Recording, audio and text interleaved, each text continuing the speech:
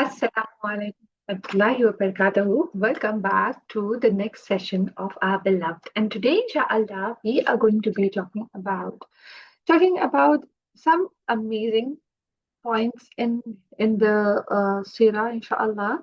We're going to be speaking about how Amar Hamza radiallahu anhu, who converted into Islam, his conversion story. We are going to be talking about the migration to Abyssinia of the Muslims, inshallah.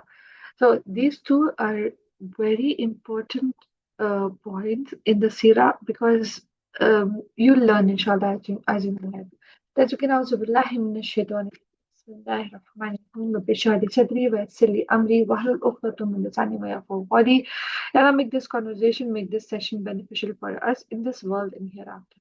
So before we move ahead, I would love you all to put your intention in the make sure that you share your intention in the chat below. So it will be easier for you and inshallah it will be beneficial for you. What is something you'd like to achieve today? Knowing that today we're going to discuss about the uncomfortable situations the believers put themselves into in order to get in order to achieve what um, um, what Allah subhanahu wa ta'ala has asked them to. Yeah. So now think about that. Think about all the difficult situations you are in your life and put an intention down in the chat below. So inshallah it will be easier for you as you navigate through the session, inshallah. Go ahead. Assalamu alaikum, Sabira. What is something you'd like to achieve today? We're going to be speaking about the movement of the believers. First of all, we will speak about Hamza radiallahu ta'ala anhu's conversion, and then we'll speak about the movement of the hijrah, the first hijrah that was ever made, inshallah. Go ahead and type it in the chat. I wish to achieve the level of iman and taqwa that our sahabas had during difficult times. I love that. I love. I mean, may Allah subhanahu wa ta'ala facilitate that for you and for everyone over here as well, inshallah. What do you intend to achieve, Sabira?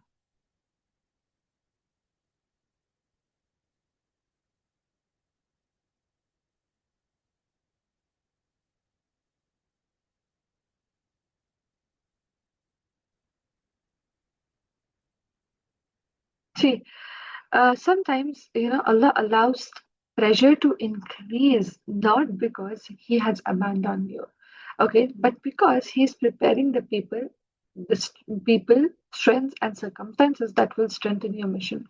And that is what we are going to learn about, inshallah, today. Okay, let's begin. Bismillah. So now, despite now we all know that the message of Islam is there and has come out, and now that is the time in Makkah where the believers are being treated very unfairly, and they've been some believers have been tortured, and all these things are going on.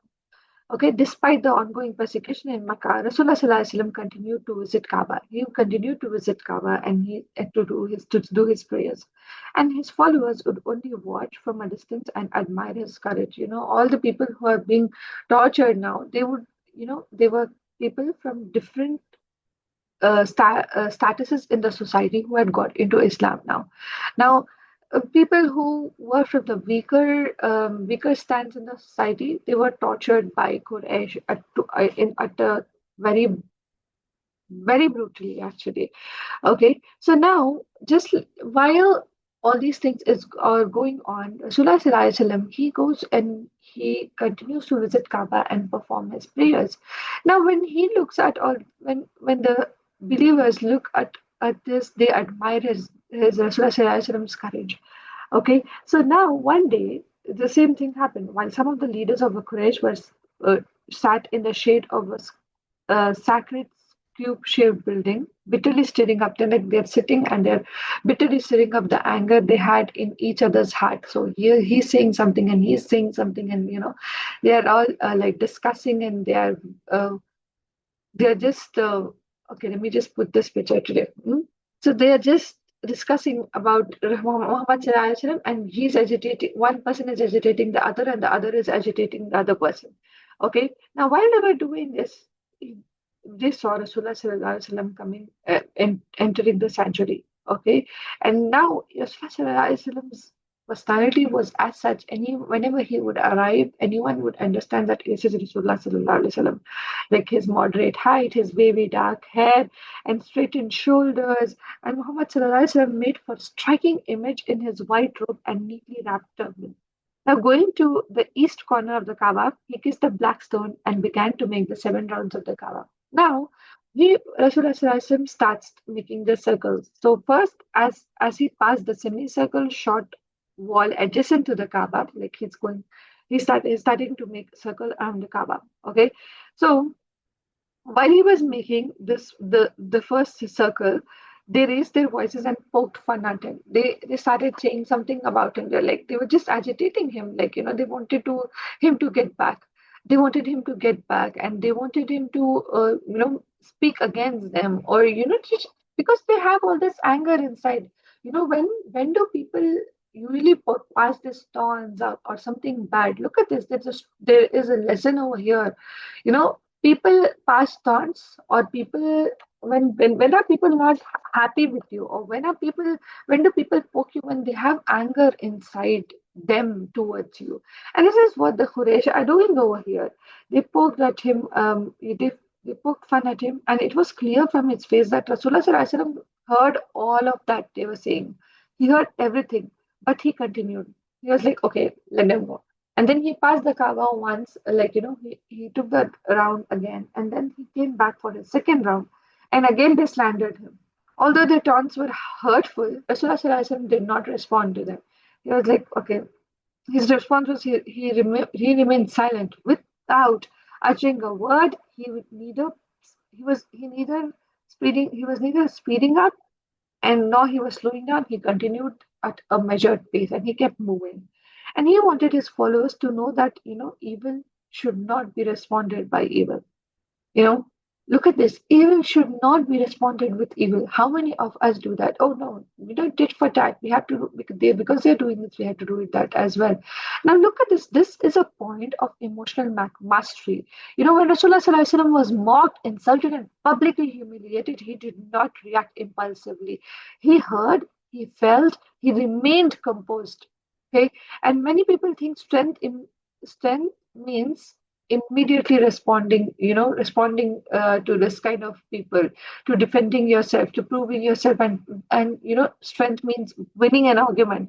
But emotional maturity is the ability to stay anchored to your values when others are trying to pull you down into their chaos.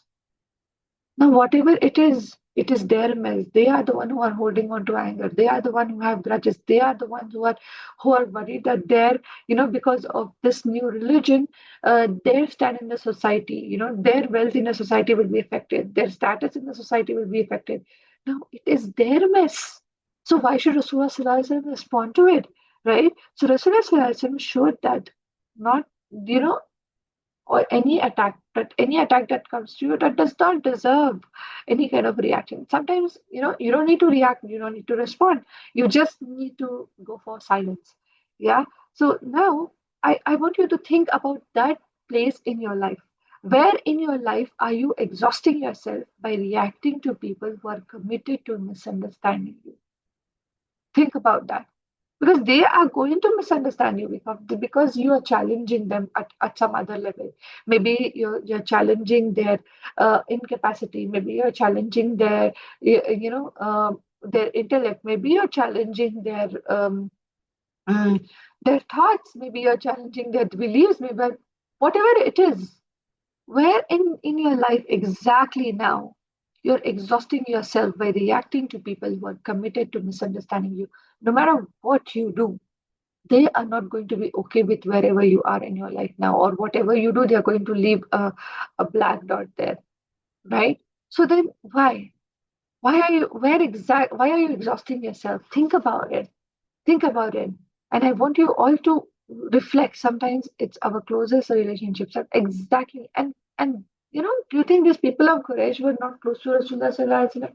They were very good friends. They respected them. They loved them. Even Abu sorry, Rasulullah sallallahu alaihi wasallam's own uncle Abu Lahab did it, right? So that hurt usually comes from the people who are close to us. And the story, we are not the first ones to actually Shaitan makes us feel like we are the first ones who are going all this, right? Abandoning them is not an option. Exactly, it is not an option. But what I'm trying to say is emotional mastery is the option, right? It is not about it is not about usually think, okay, I don't want to react, I want to respond. So sometimes people don't even deserve your reaction or your response. People just deserve your silence.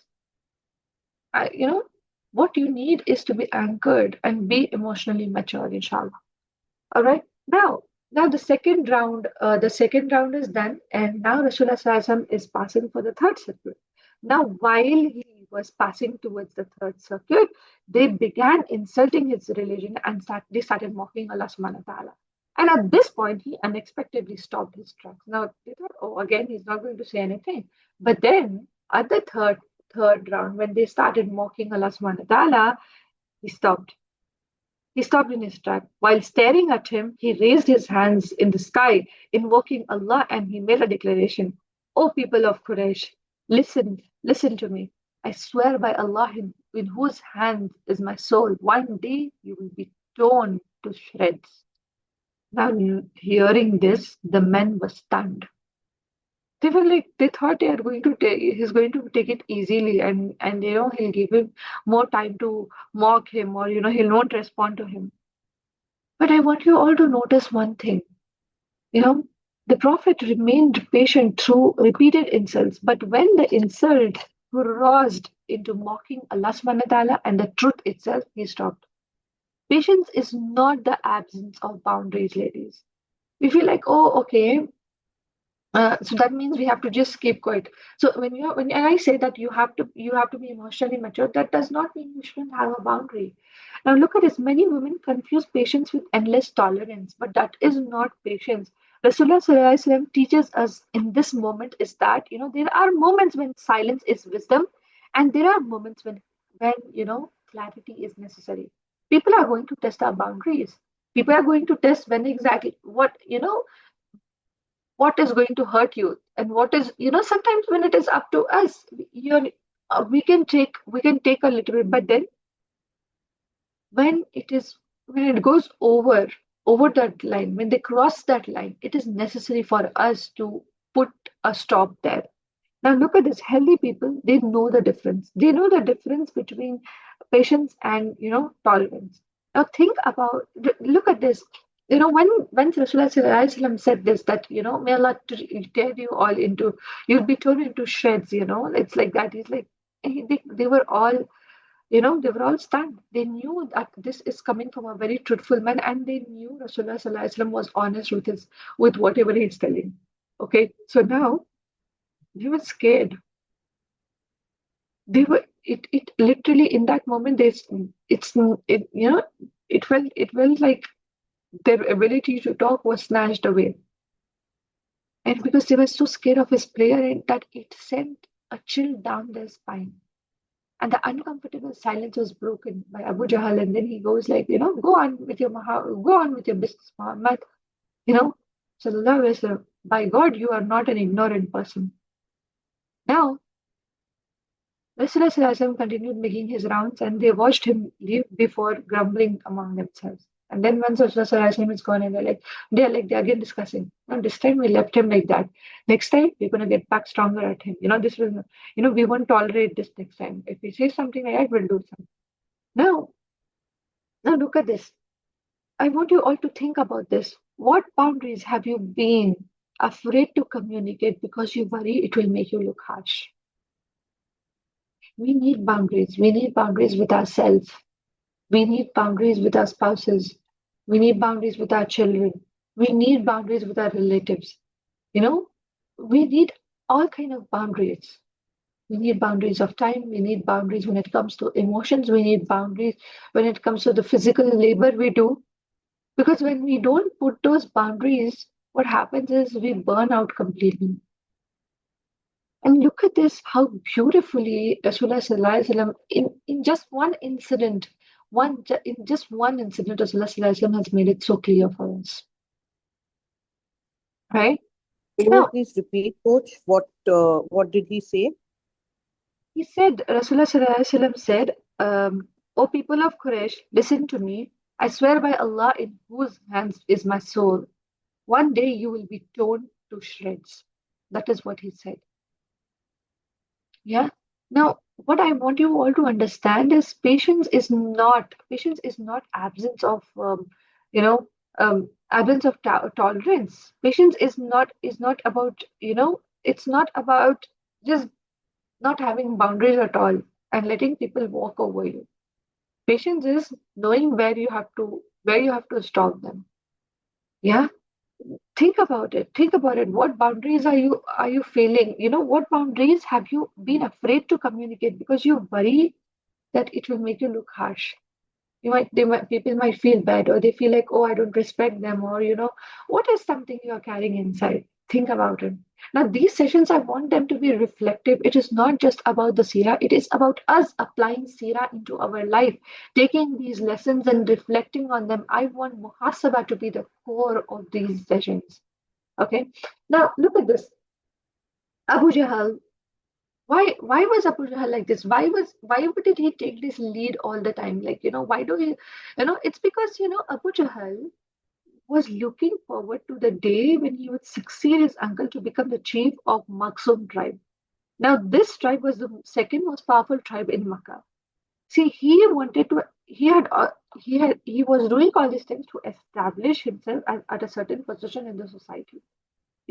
Through his wealth, he used to throw flamboyant parties, and partly uh, he would also yeah he would also made himself that way that he had that people around him, they would get very scared. They would feel like this man is ruthless, and his readiness to take revenge to anyone who opposes them. He had made that kind of image in the society because they wanted that kind of image. They believe in that toxic toxic masculinity. Like the man who's going to be the leader. People have to be scared with him, by him. He should treat people like that. He need to have that kind of stand. Or else, why will people make him a leader? So he had been the most unrelenting of all the men stationed at the approaches to Makkah, even during the pilgrimage. He was the one who spoke about Rasulullah Sallallahu Alaihi Wasallam, like, a lot. He was the one who spread the idea that he's a dangerous sorcerer to everyone during the time of Hajj. And, and he was the one who would torture the helpless believers, urging all the tribe to do so. He was setting this example that, what, these people are heretics, and they have to be punished. Now, after this incident, what happened was, again, one day, now, even though he was scared that Rasulullah Sallallahu Alaihi Wasallam's dua, or, Rasulullah Sallallahu Alaihi Wasallam's word is going to come to him. But he wanted, now this happened, this was like an insult to him, but he wanted to show people that, what, I'm not scared of whatever Rasulullah Sallallahu Alaihi Wasallam said. Now, what he did was, he took this opportunity again. Now, just give me a second, Bismillah.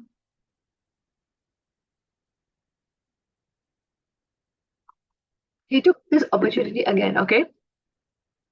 And now he's like, what is he doing? Rasulullah Sallallahu Alaihi Wasallam, he found Rasulullah Sallallahu Alaihi Wasallam sitting deep in thoughts at some distance from Kaaba. This was a place when Rasulullah Sallallahu Alaihi Wasallam, it was like on the foot of Safa mountain. And there, Rasulullah Sallallahu Alaihi Wasallam is sitting very deep in thoughts. Okay, now he found that, okay, now is the right time, and he was sitting alone. So Abu Jahl went, and he was like, he wanted to show Rasulullah Sallallahu Alaihi Wasallam and the people around that he's not afraid of him. Like, whatever du'as you make, whatever curses you put, I know, I'm just not scared of you. So he wanted that. So he goes to Rasulullah Sallallahu Alaihi Wasallam.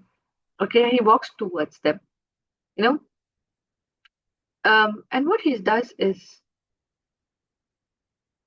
he wanted to prove that he was not scared of Prophet Muhammad sallallahu alaihi wasallam's prayers that he made a few days ago.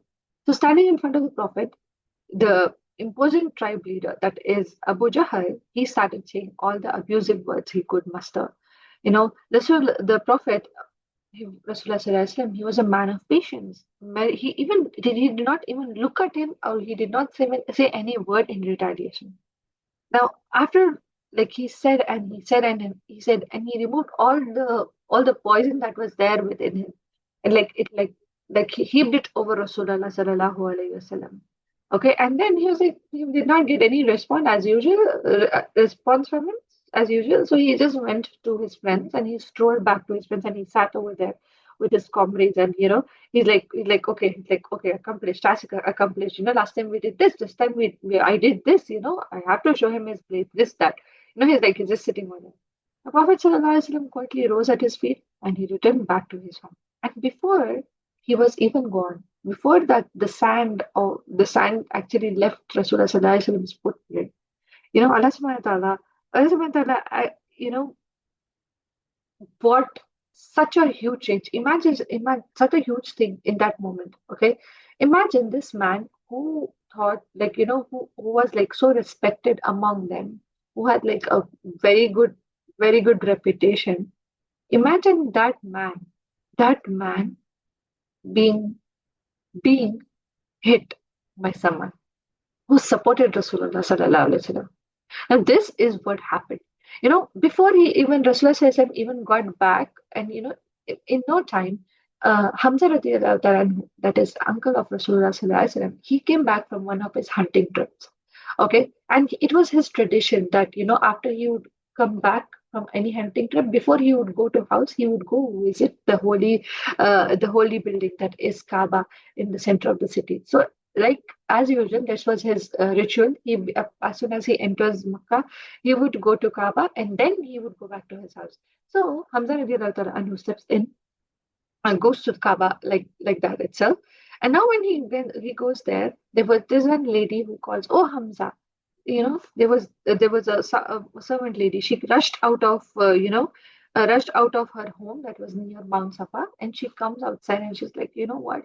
She's so enraged. She's like, if you had seen, oh Hamza, if you had seen how Muhammad Sallallahu Alaihi Wasallam, your nephew, was treated by Abu Jahl just moments earlier, you don't know what you would have done. I don't know what you would have done.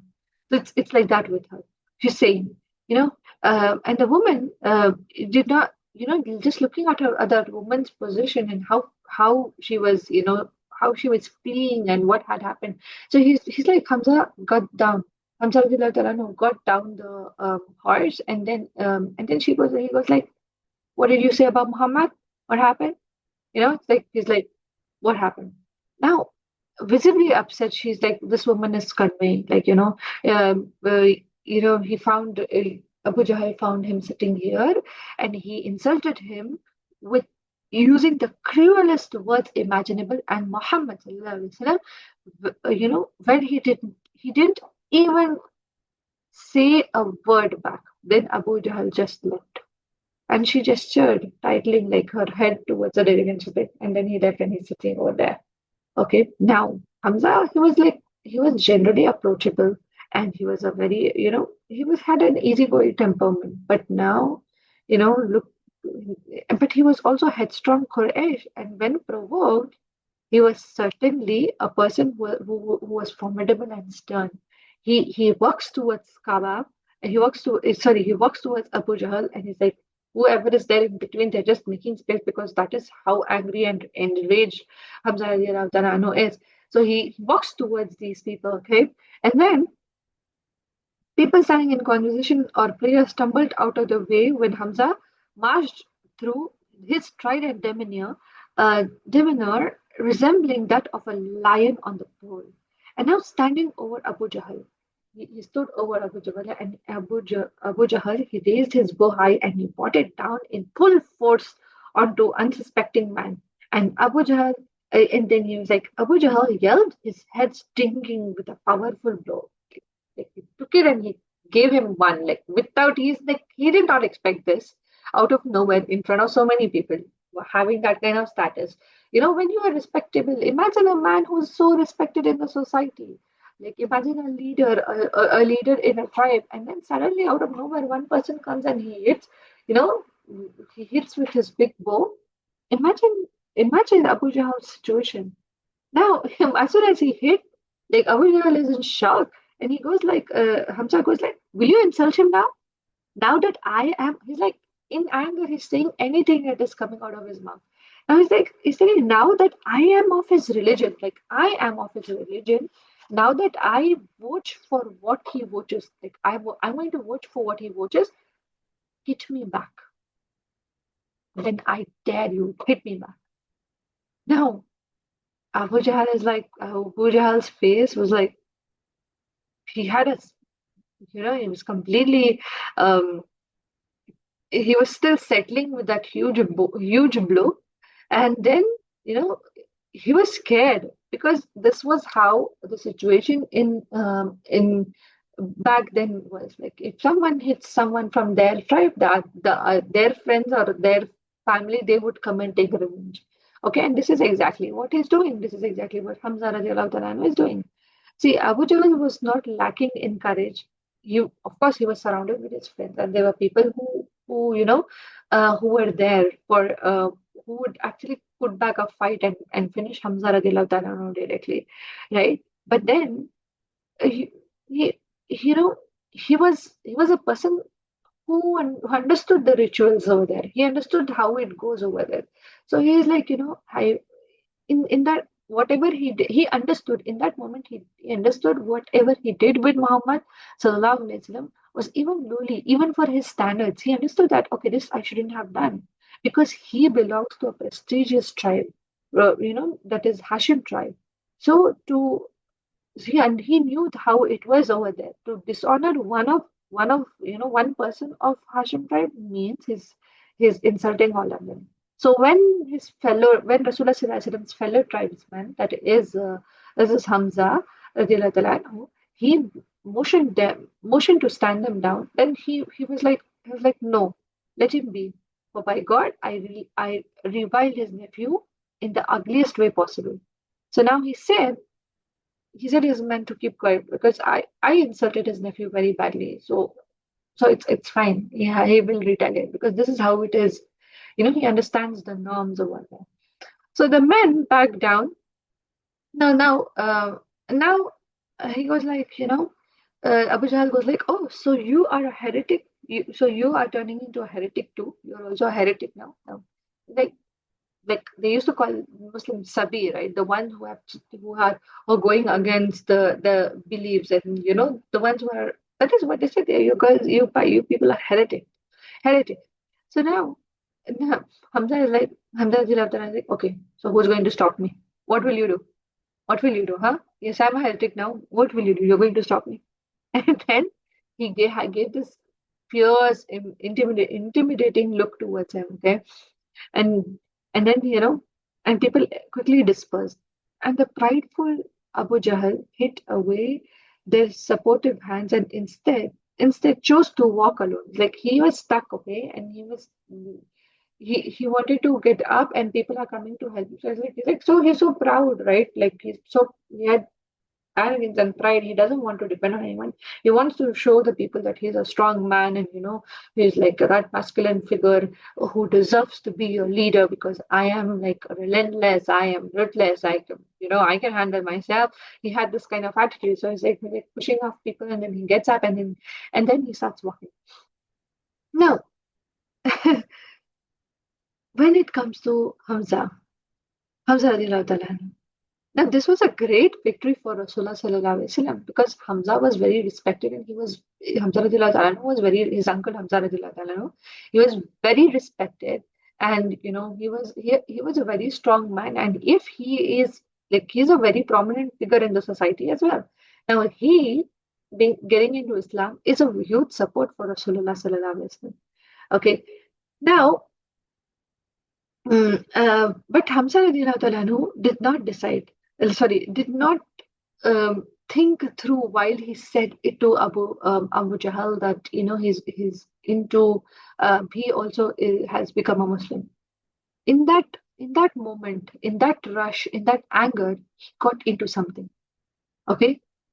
As he started walking towards his house, Hamza radiallahu ta'ala anhu, now he's like, oh my God, what did I do? When his anger is subsiding slowly, he realized what he had done in that moment. And now he's talking to himself. Oh God. He's telling to himself, you, a leader among the Quraysh, you have followed this rebel and you have abandoned the religion of your forefathers. It would be better that you died than change your religion. And this is what he's telling to himself. I should have died, what did I do? Out of anger, basically I abandoned my forefathers, their way. See, this was how important it was for them to step out in that moment of anger. So, Hamza radiallahu ta'ala anhu did it. Look how Allah brings people. When Allah turns towards you, there is no stopping. Well, I don't understand. Sometimes we don't understand what Allah subhanahu wa ta'ala liked in someone. But the way Allah subhanahu wa ta'ala invites them towards him, it's beautiful. And now he's sitting with all the doubts that why should I do this? So the next morning he gets up and he goes to Rasulullah sallallahu alaihi wasallam and he goes like, dearest nephew, I haven't fallen, I couldn't sleep last night and I have fallen into a trap from which I do not know how to escape. I have put myself into that situation. I have declared my faith. I said I have become one among you, but I don't know how I have to put myself out. I do not know whether continuing as I am is wiser for me or whether it will be terrible. It will be a terrible mistake. What do you think I should do? He's so worried. But now he trusts Rasulullah Sallallahu Alaihi Wasallam. He loves Rasulullah Sallallahu Alaihi Wasallam and he trusts him. And so he's opening up. Now Rasulullah Sallallahu Alaihi Wasallam listened to Hamza radiallahu ta'ala anhu. He heard him. And he told Hamza radiallahu ta'ala, reiterated all the incident that happened. And then, you know, and now Rashirazam is speaking to his uncle, it's like counseling him and he's speaking about, he's reassuring that, whatever decision you have made is an amazing decision because you will be staying away from idol worship. And that is in favor of Islam. So by the time he had finished saying that, after being counseled by Rasulullah, Hamza Sallallahu stony expression had thawed. Now, it was like he was got deep into introspection and he had got this thought he showed this thoughtful gaze like okay, sometimes you need those moments and now that was Hamza radiallahu ta'ala anhu's moment and with his voice firm he responded, well then I do bear witness that you are telling the truth and I want to continue with your mission, my nephew, for by God, I do not like to own a single thing under the sky while keeping to my former religion. It's like I don't want to hold on. He like, should I hold on? What about my forefathers? What about their ways? What about what about people? What they will think? What they will say? I'm a prominent leader. Like will they think that I've got mad like Rasulullah sallallahu alaihi wasallam? Like Subhanallah, the kind of things that were going on in the society, they have impact, and that is why it is very important where exactly you put yourself, who you're surrounding yourself with. It is very, very important. Now, because even if you're not picking them, even if you're not into those ideas, you will at least pick up one or two things from there because your mind, you as a human, you're always learning new things. Okay, your mind is always observing things even if you tell it to your mind or not, it's always observing. Okay, now with that, Rasulullah Sallallahu Alaihi Wasallam was so happy that Hamza radiallahu ta'ala anhu became a Muslim. And soon the talk that Hamza radiallahu ta'ala anhu had become a Muslim became a talk of the town. And look at this. Uh, you know, mhm. Look at this. Hamza radiallahu Allah subhanahu wa ta'ala can send. I want you all to reflect. There's a reflection point over here. I want you all to understand one thing that Allah subhanahu wa ta'ala can send support from unexpected places. See, Rasulullah sallallahu alaihi wasallam went home without defending himself. Then Allah subhanahu wa ta'ala sent Hamza radiallahu ta'ala, anhu, one of the greatest men in Makkah. He was a protector, he was a supporter, a shield for Rasulullah sallallahu alaihi wasallam. And there's such a powerful lesson for anyone who's carrying a burden alone over here. Sometimes Allah subhanahu wa ta'ala doesn't ask you to solve your problems on your own. He doesn't even want you to solve problems. He asks you to trust him while he sends the support. And that support can come in ways that's okay, Sister Sabira. And that support can come in ways you never expected. Yeah. So I want you all to think about what burdens are you carrying as though everything depends on you. I want you all to let go of that burden today. Because Allah subhanahu wa ta'ala's help is near. I want you all to know that. Like how Rasulullah sallallahu alaihi wasallam did not respond to him. And he just kept moving and he just went home. And before he even got home, Allah subhanahu wa ta'ala sent this help from Hamza radiallahu ta'ala anhu towards him. Right? And and look at Hamza radiallahu ta'ala anhu's story. He he got in he was angry, and anger sometimes can open the door, but the truth must keep it open. Now, what? See, in the moment of anger, he took this decision. He got inside, yeah. But his initial reaction came out of love he had for Rasulullah Sallallahu Alaihi Wasallam, the loyalty, and the loyalty he had towards his tribe, because Rasulullah Sallallahu Alaihi Wasallam was his belonged to his tribe, like Hashim tribe. And then it came out of anger, right? But anger alone cannot sustain any transformation. So when you are trying to transform yourself, you know, don't just don't just make anger just because, oh, people are so bad at, people are doing this to me, so I have to get back, I have to get better. So anger does not sustain a transformation. When emotions are settled, usually in anger, maybe you feel like I want to transform and you take crazy steps. But then once emotions start to settle, you can't be in the state of anger all the time. Once anger comes down, doubt starts to arrive in your mind. Yeah. Then when it comes to when it comes to Hamza radiallahu ta'ala anhu's story, once anger settled down, what happened is he got a doubt. And then after that, he got a reflection like, oh, who am I? Like, I'm a leader. Then how can I go against it? Like, then he went to seek guidance. He went and he went to seek guidance. Then came conviction. And many people, start change emotionally. People feel like emotions are the driving force to change, but in reality, emotions, once they settle, after that, you need to get back to the truth. Okay. The people who remain transformed are the ones who eventually choose it consciously. You are mindful, how mindful are you about your situation? How mindfully are you making your choices of your words, of your actions, whatever it is?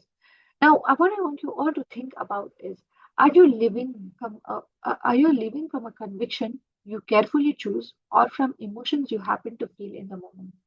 You know, what you choose is what you choose is really very important.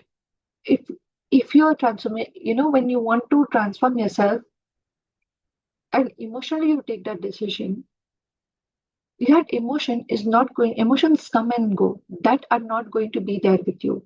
Okay, you need to carefully choose what kind of beliefs you have inside you, right? Inshallah. All right, so now moving forward, after Hamza radiallahu ta'ala was joining Islam, and many people started feeling like more uncomfortable, and the Quraysh were even more uncomfortable with this. So what they started doing is they started the Quraysh started torturing the people further now, torturing Muslim further. Now their primary aim was to force Muslim to abandon their religion. So they did everything.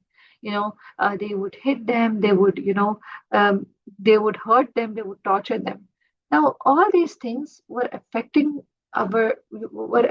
these people at a very bad scale, okay, especially Muslims, determined to protect the faith of his followers. So Rasulullah Sallallahu Alaihi Wasallam, he decided to, he was considering options. What can I do? What can I do to help these people? Because these people have accepted Islam, and these people are being tortured, and they're being bullied, and this is the time then that he had to take a step, and um he had to do something. So he's considering options. What should I do? What shouldn't I do?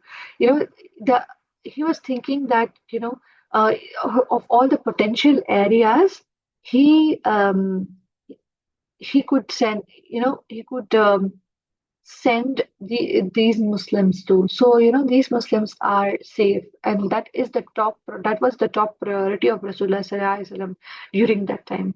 He also considered the advantage of having separate groups, and he's like, okay, once a separate group of believers goes there, they should be a group of believers who are practicing, and there should be a group of believers who are teaching. So it should be like that. And if a community flourished, and then inshallah, once the community flourished, Islam is going to spread again. Now, think about it.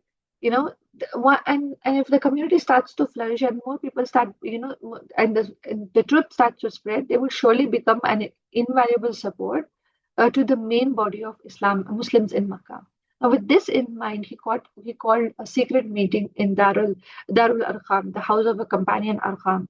Now, all his followers, they quietly came at night, and then these people are like severely bruised, and they have open wounds, and they have faces with scars and bruises. But now these people, and they still came up to Rasulullah Sallallahu Alaihi Wasallam when he called. And now these people, they are not facing Rasulullah. They're looking down, and they don't want to look at Rasulullah Sallallahu Alaihi Wasallam, because Rasulullah Sallallahu Alaihi Wasallam could see that, might end up seeing the pain they are in. They just did not want Rasulullah Sallallahu Alaihi Wasallam to know how much pain they are going through. Now, they kept their gaze down, and Rasulullah Sallallahu Alaihi Wasallam comforted them, and once everyone are together, he said that he had decided to send the believers to Abyssinia in North Africa. And he says this is the home of Christian community and a place often visited by Arabs to business. So he goes, if you go to land of Abyssinia, you will find there a king in whose lands no one is wronged. Rasulullah Sallallahu Alaihi Wasallam said. And he thought that he thought long and hard before advising them to migrate. Now, these people are like, oh, I should, should we leave Rasulullah Sallallahu Alaihi Wasallam and go? Of course, they had this thought. Of course, they had this thought in their mind. But, uh, but the situation was so brutal. The believers decided that, what, whatever Rasulullah Sallallahu Alaihi Wasallam has thought, he has thought, he have considered this decision properly. Yeah. So now, Rasulullah Sallallahu Alaihi Wasallam wanted to protect everyone, and he wanted them to migrate to Abyssinia because their safety was Rasulullah Sallallahu Alaihi Wasallam's top priority. So what he did was he said, you migrate over there, and then there's a king. He will take care of you. That is what Rasulullah Sallallahu Alaihi Wasallam said, and he said you should remain there until the Almighty opens up a way of relief and removes this suffering over here. Now, sensing this, the heaviness in Rasulullah Sallallahu Alaihi Wasallam's voice, you know, understanding that this decision was not made, not made just like that. Rasulullah Sallallahu Alaihi Wasallam considered what is the seriousness of the situation, and then he took this decision. Okay, so now he decided that he decided to encourage these people, because of course, why, they wouldn't like to leave Rasulullah Sallallahu Alaihi Wasallam and go. Why, who would love to leave Rasulullah, the prophet of the time, and go to some other place to, so they will be safe. Now they, of course, they weren't thinking of the safety, but Rasulullah Sallallahu Alaihi Wasallam was. Now, to encourage these people to move, he decided that he will send his daughter, his own daughter Rakhya radiallahu anhu, and because having her present along with her husband Uthman radiallahu anhu would become a source of great strength for the entire group that would migrate. Although, yes, it was painful for them to leave their house, the companions left the meeting understanding like full well that nothing in this world was more precious than the faith, and that sacrifices would be needed in order to protect it. So now, with everyone just moves out, and then Ruqayya radiallahu anha was the last one to go. She bids her father a goodbye, and she's like, she doesn't even know when she will get to meet her father again, because we don't know how long this will go. So now she says goodbye and she goes. And the next day, what happened was the first batch of 16 companions, they left to Abyssinia, and they did this hijrah. That this was the first hijrah that the companions made, and this is the first migration in Islam. And now these brave men and women shipped out of work, slipped out of the town, slipped out of town with nothing, just faith, with just their strong faith and a few camels and horses for their journey. They journeyed towards the closest port, and then they left everything they knew, everything they held dear, and all the memories and everything was gone. And when they reached there, they were they were- you know they would they arrived at a salt scented port, and their eyes were filled with tear, realizing that how far they are from Prophet Muhammad sallallahu alaihi wasallam. Just think about this, ladies, how difficult it was for them. When we go to when we go for Hajj, or when we go for Umrah, you know, it takes it takes days for us to come out of that longing. We miss, every time we hear azan, we think of the azan of Haram, and we feel that, that that goosebumps. We feel that cold going down, that cold wave going down our spine sometimes. And imagine these people, they were in the company of Rasulullah, they knew his Rasulullah, and they had to leave Rasulullah and go. Just think of the time when you were in Medina, if Allah subhanahu wa ta'ala has given you the chance, or if Allah subhanahu wa ta'ala hasn't given you that chance yet, then think about you going there and then coming back, how would you feel? Even though we haven't seen the Rasulullah sallallahu alaihi wasallam, we haven't had his company, and we have never experienced his love and mercy. Like we never got to see his compassion and mercy and love. Then imagine these people, how difficult it is for them, you know. And now once and these people are like all teary. Now Jafar, who was the brother of Ali radiallahu ta'ala anhu, and he was of course Rasulullah sallallahu alaihi wasallam's cousin, he imparted some words. He's like, he's just encouraging the companions that, what, it's okay, like he reassured the companions as they boarded one of the boat. He's like, with heavy yet hopeful hearts, they crossed over the Red Sea and they went into land of Abyssinia to settle over there. See, after a few days after this course, again another set of migration took place with 83 men and 19 women. Sorry, yeah, 19 women. They followed these people, and once they said that, we are safe over here, and the king Al had allowed them, like, they were easily practicing Islam. These 83 men and the 19 women, they again went and joined them. Now, the Quraysh, they were not aware of this plan, of this migration. If they knew that this migration was taking place, they would have stopped. And this was a strategic move of Rasulullah Sallallahu Alaihi Wasallam. They did not expect this. They did not expect that they will leave everything they have worked for, and or their houses and their lineage, and their memories, uh, and their people, and they would go, right? This was unexpected, and for them, and they failed to realize what had happened until the believers had already reached their destination. Once the next part of next the migration happened, once all these believers went there, then later they realized, oh, what is happening now. Finally, when they reached Abyssinia, they saw this. They saw the tall columns reaching for the endless, cloudless blue sky in it, that greeted them. Rasulullah Sallallahu Alaihi Wasallam had been right in his prediction. Not, not only did they find safety in Abyssinian kingdom, but their new neighbors soon warmed to them. And the king, as known as Najashi, was touched by the story of Prophet Muhammad Sallallahu Alaihi Wasallam. And inshallah, moving forward, I will tell you what happened next. Okay. With this, I want to conclude, but then I want to leave you with one conclusion. And, I want to leave you with uh, a few thoughts that, inshallah, you can ponder upon. See, sometimes growth requires leaving what is familiar. Now, the companions loved Makkah. Their homes were there, their memories were there, their childhood homes were there, their families were there. Yet Rasulullah Sallallahu Alaihi Wasallam told them to leave, not because they lacked faith, but because sometimes faith requires movement.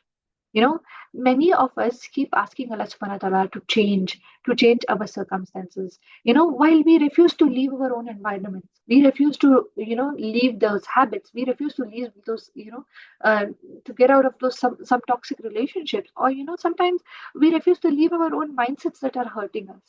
The companions teach us that trusting Allah sometimes means that, you're taking the first uncomfortable